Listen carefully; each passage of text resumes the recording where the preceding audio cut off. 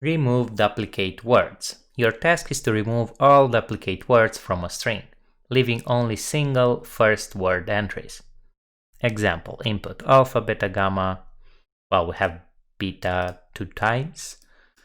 Alright, and we want alpha, beta, gamma, delta.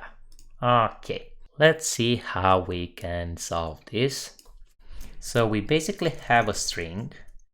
We could split by the space. So now we have an array of all the words. And one way we could do it is using a set. So we can create a new set with all of these words.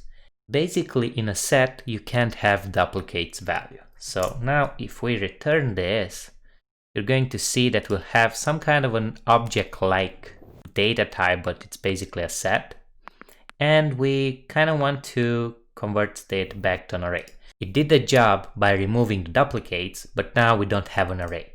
So we can convert it back to an array by spreading it inside of an array. So yeah, now we have an array with all the words, but we want a string. So let's join it back to a string using the space.